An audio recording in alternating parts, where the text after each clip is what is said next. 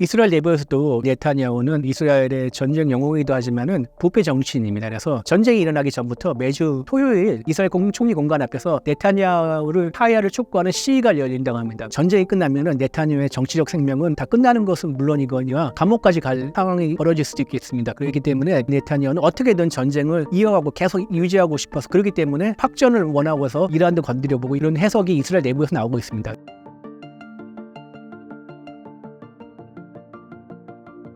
최근 5차 중동 전쟁 이야기가 나오는데 그 이유가 무엇인가요? 중동의 정세가 심상치 않죠.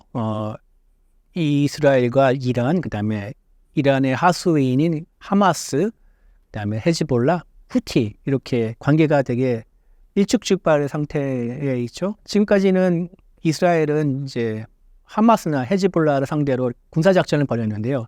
이란이 끼어들면은 이게 이제 전쟁 전면전까지 갈 수가 있습니다. 그래서 지금까지 이스라엘은 독립을 하고 난 다음에 나라를 세우고 난 다음에 4차례 중동 전쟁이 있었죠. 근데 이번에 이란이 들어가면 5차 중동 전쟁이 일어나는 겁니다. 그렇기 때문에 국가와 국가 사이의 전쟁이기 때문에요. 그래서 많이들 우려하고 있습니다. 그래서 발단의 계기는 이렇게 중동 전쟁이 일어날 계기는 지난달 31일에 이란의 수도 테헤란에서 하마스의 정치 지도자인 이스마일 하니에가 암살이 됐는데요. 그 배후가 이스라엘이라고 합니다. 그리고 그에 앞서서 지난달 30일이죠. 이스라엘이 레바논을 공습했는데 그때 헤즈볼라의 야전사령관이 푸아드 슈크르가 죽었습니다. 아까 말씀드렸듯이 이란의 하수인이 프락시라고 하는데 프락시가 하마스 헤즈볼라의 주요 지도자가 암살이 됐습니다. 그러니까 이란은 체면이 많이 구겨졌고 특히 그 수도인 테헤란의 한복판에 그것도 이란의 최고 핵심이 이란 혁명수비대가 있는데 IRGC라고 하는데 혁명수비대가 관리한 안가에서 새 대통령 당선을 축하하러 온 그 하마스의 지도자가 암살됐으니까 또 핵심 시설에서 이런 일이 벌어졌으니까 이란이 가만히 있기는 쉽지 않을 것 같습니다.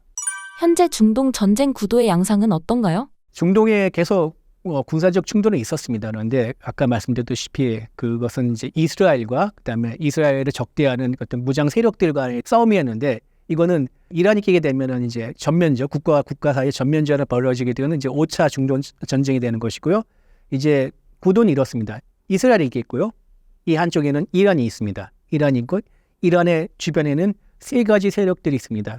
국가가 아닌 비국가 무장 세력인데 팔레스타인의 하마스, 그다음에 레바논의 헤즈볼라, 그다음에 예멘의 후티. 이 3세력들은 이란의 지원을 받아가지고 이스라엘을 상대로 한 무장 투쟁을 벌이고 있습니다. 그래서 이들을 프락시, 하수인이라고 하고요. 그리고 이스라엘과 이란 사이는 이스라엘과 이란은 붙어있지 않습니다. 약 1000km 넘게 떨어져 있는데 이 중간에는 이라크와 요르단이 있습니다. 그래서 양 세력 사이에 낀 세력들이 있는데요. 당연히 요르단과 이라크는 전쟁이 일어나는 걸 원하지 않겠죠. 그리고 이스라엘의 뒤에는 미국이 있습니다. 미국은 이스라엘을 도와주고 있으면서 또 한편으로는 하마스와 빨리 휴전 협상을 하라. 휴전 협정을 맺어라. 그리고 전쟁을 그 헤즈볼라와 이란과의 전쟁을 벌이지 마라. 이렇게 독촉을 하고 있죠. 지난달에 이스라엘을 직접 방문하셨는데 당시 현지 분위기는 어땠나요? 제가 지난달에 이스라엘 외교부의 초청을 받아가지고 한 5일 정도 텔아비브와 예루살렘, 그다음에 이스라엘 남부와 북부 그리고 지난 이제 10월에 있었던 하마스 테러 현장도 방문했고요. 피해자 가족들도 만나고 그 납치자 인질 가족들도 만나고 그다음에 이스라엘의 주요 싱크탱크의 관계자들 두루 만나서 지금 봤습니다. 근데 놀라운 것은 이스라엘이 현재는 하마스와 가자 지구에서 전투를 벌이고 있는데요. 이 전쟁 중인 전시국가인데도 전시국가라는 분위기가 겉으로는 안 나옵니다. 가장 텔아비브의 중심가에는 이제 저녁이면은 이제 고급 레스토랑의 손님들이 북적이고요. 그리고 또 텔아비브는 이제 해안 도시인데 바닷가에는 서핑을 즐기는 사람들이 엄청 많고 아침이면은 이렇게 조깅하는 사람들도 많습니다. 겉으로 보기에는 전시라는 느낌이 안 드는데요. 그런데 이렇게 보면은 종업원들이 줄었다고 합니다. 왜냐면은 다 이스라엘은 이제 남자 여자 모두 다 병역 의무가 있으니까 예비군이 소집이 돼가지고 전투에 투입이 된다고 합니다. 그렇기 때문에 식당 종업원들이 많이 없다는 그런 평가도 있는데요. 근데 이렇게 전시임에도 불구하고 전시가 아닌 것처럼 겉으로 보이는 이유가 있습니다. 이스라엘은 현역이 이제 적고 전쟁이 날 거 예비군을 많이 소집을 하는데 예비군들이 계속 전투를 투입하는 거 아닙니다. 그렇게 저희가를 가이드했던 현지 가이드의 그러니까 친지가 예비군으로 소집이 됐는데 8일 정도는 가자 지구 싸우고 그리고 나머지 4일은 집에서 쉰다고 합니다. 전투와 휴식 이렇게 계속 번갈아 하고 있기 때문에 그래서 겉으로 보기에는 전쟁을 치르는 국가라는 생각이 안 들고요.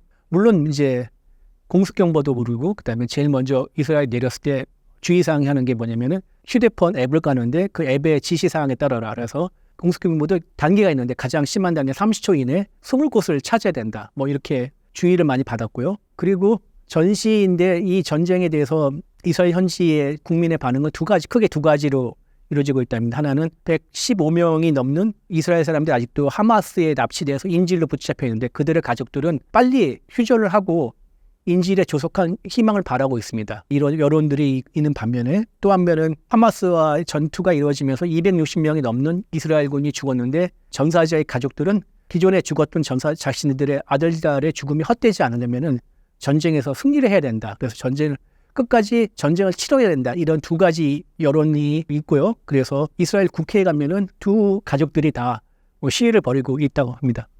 궁극적으로 이스라엘이 전쟁을 하려는 이유가 무엇인가요? 일단은 이스라엘은 지금 가자 지구를 중심으로 하마스와 전투를 벌이고 있는데요. 이것은 이스라엘이 복수를 해야 되는 거죠. 10월 7일 지난해 10월 7일 하마스가 대대적으로 이스라엘을 공습하고 난 다음에 희생자들을 이스라엘 국민을 살해하고 그다음에 많은 사람을 인질로 끌려갔지 않습니까? 끌고 갔으니까 그거에 대한 이스라엘이 이제 복수가 필요하고 그다음에 인질을 다시 되찾으려면은 승리가 필요하다 해가지고 지금 전쟁을 이어가고 있는데요.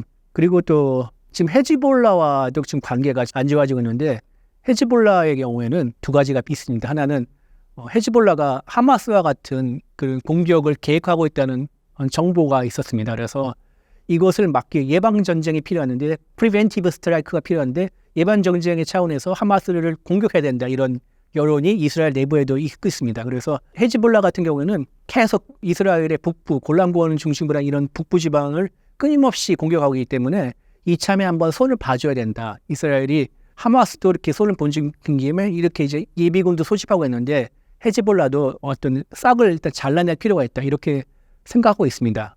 일각에서는 네타냐후의 정치적 생존이 전쟁의 목적이라는 의견도 있는데 어떻게 생각하시나요? 이스라엘 내부에서도 그렇게 생각하고 있습니다. 베냐민 네타냐후는 이스라엘의 전쟁 영웅이기도 하지만은 부패 정치인입니다. 그래서 전쟁이 일어나기 전부터 매주 토요일 이스라엘 총리 공간 앞에서 네타냐후의 하야를 촉구하는 시위가 열린다고 합니다. 그래서 전쟁 전에도 그러니까 지난해 10월 7일 하마스의 공격 전에도 네타냐후를 하야하자는 그 여론이 높았는데 10월 7일 하마스의 공격을 이스라엘 당국이 그 끊임없이 정부가 입수됐는데도 그것을 무시하고 결국 일어나가지고 많은 피해를 받기 때문에 그것을 질책하는 목소리가 많습니다. 다만 지금 이 전쟁 중을 하고 있는 상태라서 그 책임은 나중에 전쟁이 끝난 다음에 묻겠다. 그리고 이스라엘의 역사를 보면은 전쟁이 끝난 다음에 가차없이 물었습니다. 그래서 전쟁이 끝나면은 네타냐후의 정치적 생명은 다 끝나는 것은 물론이거니와 감옥까지 갈 상황이 벌어질 수도 있겠습니다. 그렇기 때문에 베냐민 네타냐후는 어떻게든 전쟁을 이어가고 계속 유지하고 싶어서 그렇기 때문에 이렇게 확전을 원하고서 뭐 이란도 건드려보고 이런 얘기를 그런 해석이 이스라엘 내부에서 나오고 있습니다. 심지어는 그 이스라엘의 국방장관이 비공개 브리핑에서 네타냐후가 전쟁을 확전하는 것에 대해서 터무니없다고 이렇게 비판했다는 보도가 나오고 있습니다.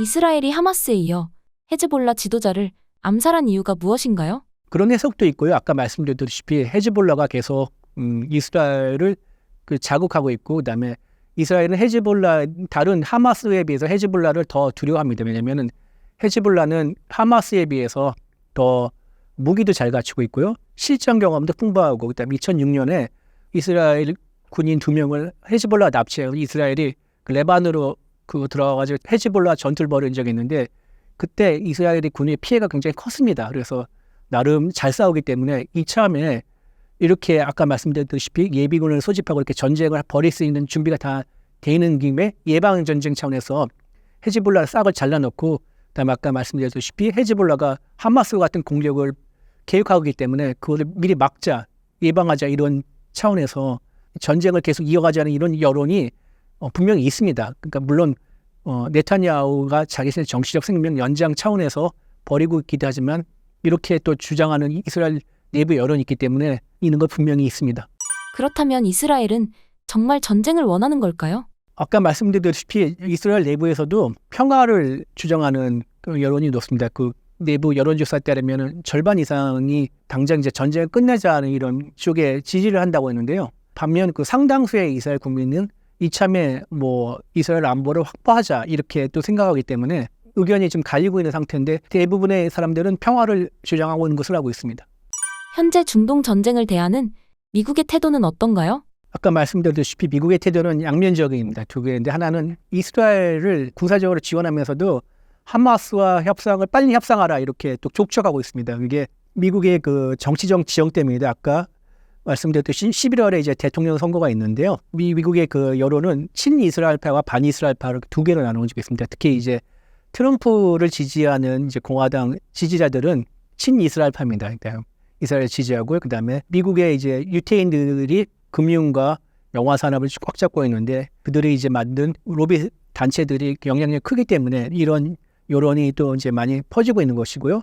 반면에 그 미국의 이제 진보 세력들은 반이스라엘파입니다. 특히 팔레스타인의 동정 여론이 높고 그다음에 지난해 10월 7일 이후에 가자 지구에서 이스라엘이 너무 강하게 군사 작전을 벌이면서 이제 애꿎은 그 민간인 피해가 늘어나면서 미국의 이제 아이비리라고 하죠. 동부의 대학가에서는 명문 대학가에서는 반이스라엘 시위가 아주 많이 벌어졌습니다. 많이 벌어졌고 그다음에 해리스가 조만간 이제 시카고에서 전당대회에서 이제 공식 민주당 후보로 대선 후보로 이제 지명이 되는데 확정이 되는 그 순간에 반이스라엘 시위 세력들이 대규모 시위를 좀 계획하고 있습니다. 그래서 이렇게 말씀드렸다시피 미국의 여론이 두 가지를 갈리고 있기 때문에 한편으로는 지원하면서 한편으로는 빨리 전쟁을 끝내라 이렇게 요구를 하고 있습니다. 앞으로 중동 전쟁이 어떻게 전개될 것으로 보시나요? 일단 이제 이란의 태도가 제일 중요한데요. 이란은 이제 복수를 하겠다고 분명하게 밝혔습니다. 그런데 아직까지는 이란이 당장 이스라엘을 복수를 하겠다고 보도가 많이 있었지만은 강간무소식입니다. 이제 여러 가지 이유가 있었겠지만은 지난달 새로 당선된 그 마수드 페제시키안 이란 대통령이 이란의 최고 종교 지도자인 알리 하메네이에게 이렇게 요구를 했다는 보도가 있습니다. 그러니까 우리가 당장 복수를 하지 말고 이스라엘과 하마스가 휴전을 하는 대가로 우리 그 복수를 좀 그만두자 이렇게 요구했다는 보도가 있는데 그 보도가 맞는지 안 맞는지 모르겠으나 최근에 이제 페제시키안이 독일의 총리인 올라프 슐츠와 통화해서 복수는 당연한 권리다 이렇게 얘기를 했다고 하는데요. 하메이니가 페제시키안의 요구를 대차게 깐 것 같습니다. 그렇기 때문에 어쨌든 간에 복수를 할 것 같은데 지난 4월에 이제 또 비슷한 일이 있었죠. 이란이 순항미사일과 탄도미사일 무인기 동원해서 이스라엘을 공습한 적이 있는데 그때는 사전에 정보를 살짝 흘렸죠. 약속대련이라는 얘기가 나는데 이번에도 그 정도의 약속대련을 하지 않을까. 왜냐면은 이란도 전면전, 그러니까 제5차 중동 전쟁은 부담스럽고 아까 말씀드렸듯이 이라크와 그 중간 이란과 이스라엘 사이에 있긴 이라크와 요르단도 이란을 좀 만류하는 분위기고 그러니까 약속대련을 하되 조금 더 지난 4월보다 좀 세게 하지 않을까 이렇게 개인적으로는 예상하고 있습니다. 5차 중동 전쟁을 막을 수 있는 방법은 없을까요? 최고의 방법은 국제사회가 나서가지고 이스라엘과 그다음에 이란, 그다음에 하마스를 이제 만류하는 것입니다. 만류해서 미국을 비롯한 이제 유엔 안전보장이사회 상임이사국 5개국 있지 않습니까? 미국, 러시아, 중국, 영국, 프랑스 이 5개국이 공동으로 나서가지고 보증을 하는 것입니다. 그러니까 당장 휴전을 하면은 대신 이제 하마스는 인질을 풀어주고 이스라엘은 하마스를 더 공격하지 않고 그리고 또 이란에 대해서도 안전을 보장하고 이렇게 서로 안전을 보장해주는 이런 방법이 최고의 방법인데 지금 어떻습니까? 미국과 러시아 대립하고 있죠. 미국과 중국은 경쟁하고 있죠. 유엔 안전보장 안보리의 상임이사국 5개국이 이게 뜻을 합쳐가지고 공동으로 나서기가 쉽지가 않습니다. 그래서 당장의 평화를 이루는 방법이 뾰족할 수가 없습니다. 그런데 지금 미국이 이제 혼자 나서서 이스라엘과 하마스의 휴전을 지금 어떻게든지 이루려고 노력하고 있는데 조 바이든 대통령이 약간 레임덕 현상인지 몰라도 미국의 말발이 지금 먹히지 않고 있습니다. 그래서 전투 상황이 계속 이어지고 있는데요. 우크라이나 전쟁처럼 중동에서 이 상황도 계속 이어지고 지지분yan 상태로 이어지고 갈 가능성이 크다고 봅니다. 마지막으로 신사임당 구독자분들께 한 말씀 부탁드립니다.